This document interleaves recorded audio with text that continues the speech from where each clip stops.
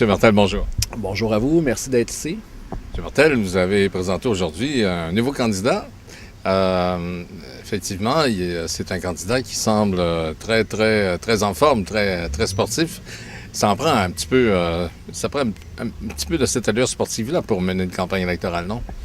Oui, tout à fait. Je pense que M. Raouf Absi, qui sera le candidat dans le district numéro 2, c'est quelqu'un qui est à la retraite, mais qui pratique le soccer de façon régulière. Alors, il est très en forme, mais je pense que ça va bien lui servir d'avoir les muscles des jambes en forme pour la campagne électorale qui s'en vient. Vous avez dit dans votre présentation tout à l'heure que l'aspect, bon, évidemment, on développe beaucoup de culturel dans les municipalités. Là, il faut aller un petit peu plus vers le sport aussi. Le sport, c'est la santé. C'est un peu ça qui est le sous-jacent, finalement, de votre choix? Oui, bien, en fait, effectivement, c'est qu'on avait parlé durant le présent mandat de notre volonté de doter la ville de Boucherville d'installations sportives de qualité. Et on sait que ça commence à vieillir. Beaucoup des installations sportives ont été faites dans les années, fin des années 60. On a nos glaces à Gilles Chabot dans les années 80.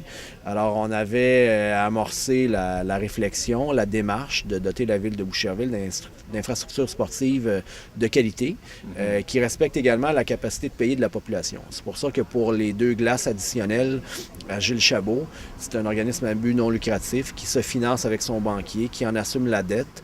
L'engagement de la ville, c'est de prendre un certain nombre d'heures pendant 20 ans. Alors, c'est comme ça qu'ils font leur plan financier. C'est pas une dette que la ville absorbe et ça permet à ce moment-là à laisser des fonds pour d'autres projets. Entre autres, le complexe aquatique qui est au centre sportif Pierre-Laporte. Centre sportif Pierre-Laporte, on parlait de 7 à 9 millions d'investissements requis juste pour une mise à niveau. Okay. Et la décision qui a été prise, c'est plutôt de le transformer en complexe aquatique. 10 corridors de 25 mètres, 8 corridors de 25 mètres, des bassins avec un dojo. Et il y a des démarches également avec la commission scolaire Les Patriotes pour acquérir du terrain additionnel à côté des 4 glaces pour y mettre une annexe qui serait consacrée au sport intérieur. Et cette annexe-là, l'idée, c'est de bénéficier d'une synergie avec les glaces, que ce soit les restaurants, que ce soit la boutique sportive. Alors, ça fait partie du plan sportif, mais une fois qu'on a des installations sportives de qualité, il faut avoir une vision. Qu'est-ce qu'on en fait? Comment on en donne l'accès? Comment on fait que ça soit équitable pour tous les organismes? Et c'est dans ce sens-là que M. Absi, avec son idée d'élaborer une politique sportive, est tout à fait pertinent et cohérent avec notre démarche politique. Donc, ça va faire partie de la plateforme électorale au mois de septembre-octobre. Là. Tout à fait. On avait annoncé le 15 juin un premier engagement qui était de réduire la dette de la ville pour une 3e année consécutive. La dette était passée de 120 millions à 112 et de 112 à 102 en décembre 2013. Est-ce que c'est beaucoup une dette de 102 pour une ville comme Boucherville? Je vous dirais qu'on commence vraiment à être dans les villes où le poids de la dette pèse de moins en moins. C'est sûr que tout est relatif. Hein. C'est toujours, il faut comparer le développement qui se fait, les revenus qui viennent. Mais je vous dirais à 102 millions, ce qu'on a annoncé le 15 juin 2013, c'est qu'on voulait la ramener en bas de 100 millions en 2014. Et quand on dit en bas de 100 millions, il faut comprendre aussi qu'il y a de la dette subventionnée qui est là-dedans. C'est-à-dire que quand le provincial donne des subventions, elles sont échelonnées sur 10 ans. Okay. Donc, on a près de 10 millions de ce montant-là, qui est de la dette subventionnée, donc qui est moins préoccupant. On est certain que les sommes vont venir. Ce n'est pas l'argent des contribuables municipaux qui sert à éponger ça. Alors, je vous dirais qu'en bas de 100 millions, avec la partie dette subventionnée, on vient vraiment dans des ratios très confortables pour la ville, qui donnent des marges de manœuvre pour différents projets, dont nos projets d'infrastructures sportives.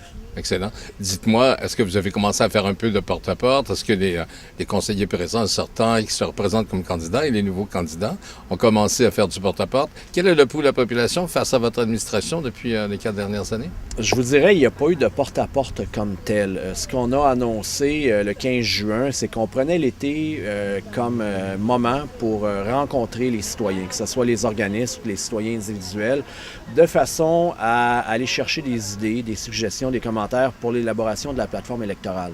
On avait fait ça également en 2009. En juin 2009, on avait annoncé que les mois de juillet et août seraient ce qu'on avait appelé la saison de l'écoute. On avait rencontré des individus, des organismes qui avaient permis d'en arriver ultimement à la plateforme électorale qu'on a proposée. C'est un peu la même démarche qu'on reprend. Alors, il y a des rencontres avec des individus, des rencontres avec des organismes pour aller chercher des idées afin d'élaborer notre plateforme électorale. Vous avez confiance? Ça commence en tous les cas. Là. En politique, la seule chose dont on est sûr, c'est qu'on ne sait pas ce qui va arriver. Ouais, alors, c'est comme la météo. On travaille pour que nos souhaits se réalisent. Ouais. Autre dossier, celui du pipeline de TransCanada Pipeline qui devrait normalement passer dans les îles de Boucherville. Vous êtes au courant de ça? Écoutez, de façon très, très préliminaire, il y a beaucoup de discussions qui ont eu au sujet du pipeline. Là. C'est pas un sujet qui a été analysé à fond jusqu'à présent par la fonction publique ni par moi. Alors, ça serait prématuré de commenter plus amplement pour l'instant. Il y a plusieurs maires, en tous les cas, qui s'objectent à ce pipeline-là, mais lorsqu'on voit ce qui s'est passé au lac Mégantic, d'ailleurs, on en a relevé certains faits hier lors du concert de l'Orchestre symphonique de Montréal.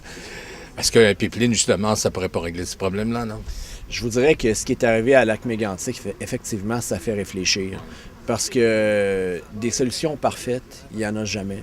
Du transport de pétrole totalement sécuritaire et totalement infaillible, je pense pas que ça existe. Alors, on doit plutôt réfléchir en qu'est-ce qui est le moins dommageable pour l'environnement. C'est sûr que moi, je suis un partisan des énergies propres, autres que le pétrole. Oui, vous savez, le test électrique qui a eu lieu à Boucherville. Mais pour l'instant, il y a une réalité, c'est que la société a encore besoin du pétrole. Je pense pas que demain, on pourra arrêter de circuler avec le pétrole. Alors, je pense que la réflexion, ça doit être de s'interroger à qu'est-ce qui est le moins dommageable pour l'environnement en termes de transport de pétrole. Et la tragédie du lac Mégantic nous fait vraiment réfléchir. Est-ce qu'un déversement, une fuite dans un oléoduc, c'est moins dommageable que ce qui est arrivé à lac Mégantic? Je pense que la réponse, c'est oui. Quelles sont les mesures de sécurité au niveau ferroviaire qui doivent être apportées? Par rapport aux mesures de sécurité pour un oléoduc, est-ce que c'est plus facile de contrôler les fuites d'un oléoduc que d'éviter des tragédies comme celle de lac Mégantic?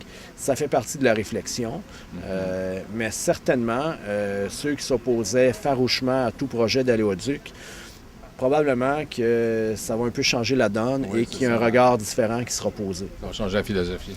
Sûrement.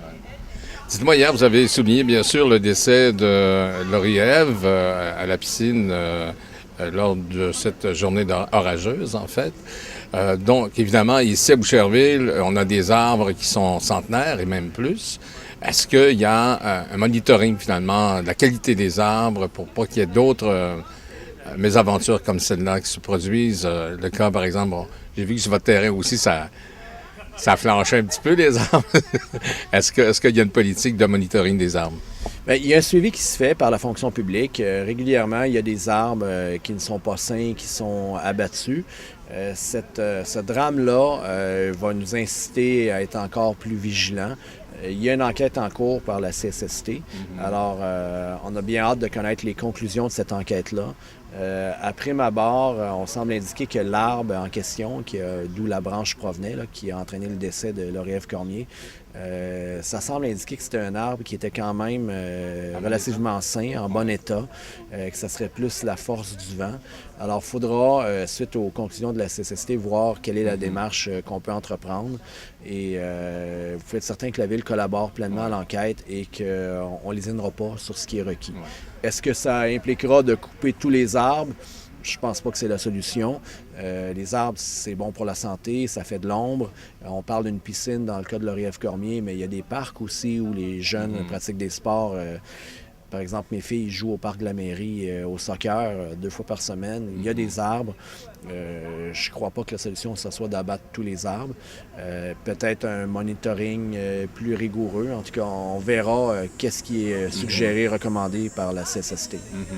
Parce qu'il y a quand même une concordance entre la résistance de l'arbre, la force des vents et aussi, compte tenu évidemment des changements climatiques, les orages comme on en a eu ces derniers temps, on va en avoir davantage aussi. Là. Est-ce que, justement, les arbres vont tenir le coup? C'est la question qu'on peut se poser. Hein?